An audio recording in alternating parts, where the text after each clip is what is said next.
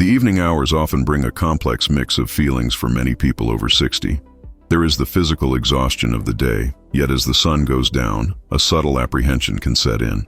The quiet worry about whether tonight will be restful, or if it will be another long stretch of staring at the ceiling, waiting for a sleep that refuses to arrive. It is a shared experience. As the body matures, the mechanisms that once allowed you to fall asleep anywhere, at any time, become more delicate. The deep restorative rest that felt automatic in your 30s or 40s can start to feel like a puzzle with missing pieces. You might find yourself tired but wired, or perhaps drifting off easily only to wake up wide alert at 3 a.m.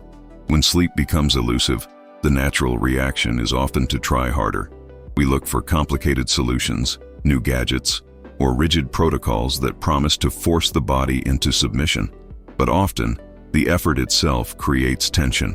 The brain stays active, monitoring its own progress, asking, "Am I asleep yet?" which ironically keeps you awake. There is a gentler approach. It does not rely on force or complex strategies. Instead, it leans into simplicity. It involves embracing a set of behaviors that might seem remarkably dull on the surface. These are boring habits. They are repetitive, quiet, and unexciting. And that is exactly why they work. By lowering the volume of the day gradually, rather than abruptly slamming the brakes, the body receives the safety signals it needs to let go. To understand why boring is the secret weapon for rest, we have to look at how the body manages energy. Throughout the day, your system is primed for action. It is alert, processing information, and reacting to stimuli. This state requires a certain level of vigilance. For sleep to happen, that vigilance must be dismantled, layer by layer. As we age, the internal clock, the circadian rhythm, can shift and become less robust. The signal that tells the body it is night becomes quieter. If the environment around you remains loud, bright, or stimulating, that internal whisper gets drowned out completely. The brain assumes it is still time to be alert. This is where the 7 habits come in. They act as external anchors for that internal rhythm. The first habit is the digital sunset. This goes beyond just putting the phone away. It is about the quality of light in your entire home.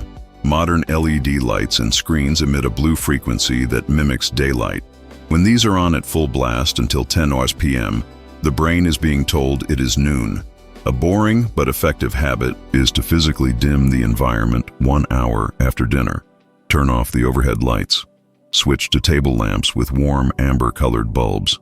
This visual shift is the primary cue for the brain to begin winding down its chemical production of alertness. The second habit is temperature regulation.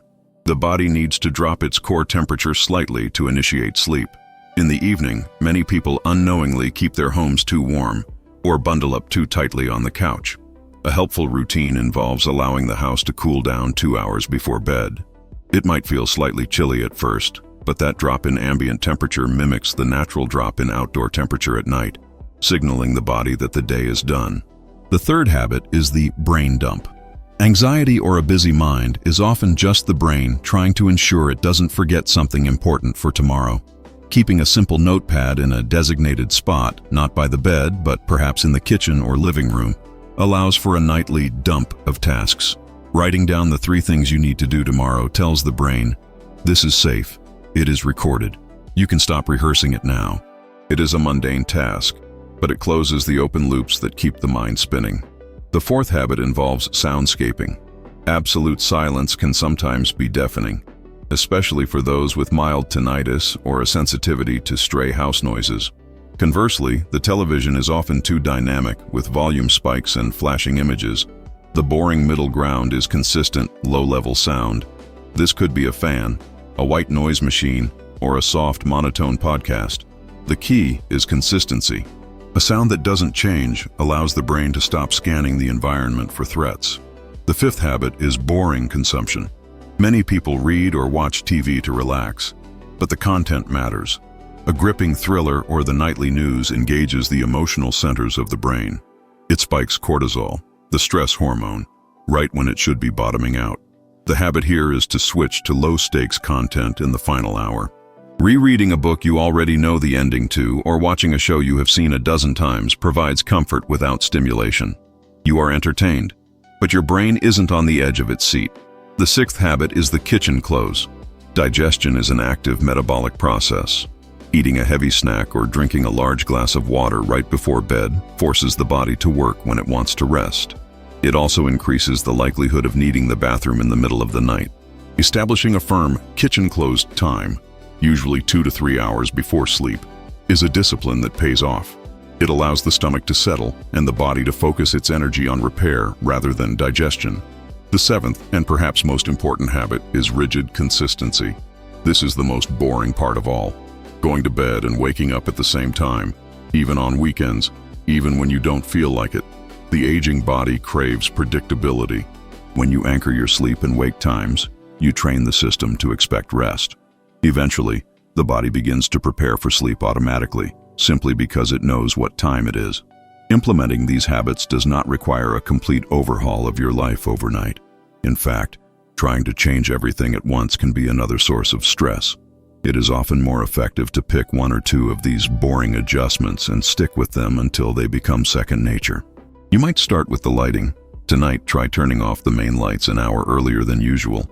Notice how the atmosphere in the room changes. Notice if your breathing slows down slightly, or perhaps start with the brain dump. If you find yourself worrying about the next day, take 30 seconds to write it down and physically close the notebook. These small physical actions serve as boundaries between the activity of the day and the sanctuary of the night. However, even with excellent habits and a perfectly boring evening routine, some people still find that the transition to sleep is difficult. As we age, the body's nutritional needs evolve, and sometimes the raw materials needed for relaxation aren't as abundant in our system as they once were. There are times when the body might need additional support to bridge the gap. While habits set the stage, specific nutrients can help lower the curtain. There are natural options available that are designed to work alongside these rhythms rather than overriding them. These are not sedatives that knock you out, but rather supportive elements, often found in nature, that help the body settle into the state of calm you are creating with your environment. Many people find that combining a consistent, low-stimulation evening routine with gentle, natural support provides a more comprehensive approach to rest. It is about creating a toolkit that works for your specific physiology. If you are interested in exploring what this kind of natural support looks like, there is a link in the description below that offers more information on this topic. It is there as a resource for those looking to round out their evening strategy. Ultimately, the goal is to make the process of going to bed feel safe and predictable. You are teaching your body that the evening is not a time for performance or worry, but a time for release. Sleep after 60 doesn't have to be a battle. It might look different than it did 30 years ago, and that is perfectly okay.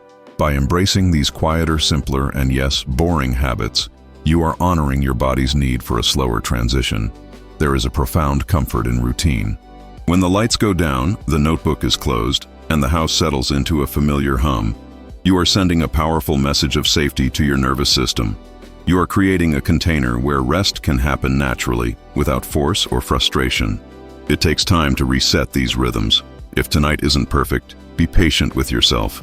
The body learns through repetition. Every evening is another opportunity to practice the art of winding down. You are not alone in navigating these changes.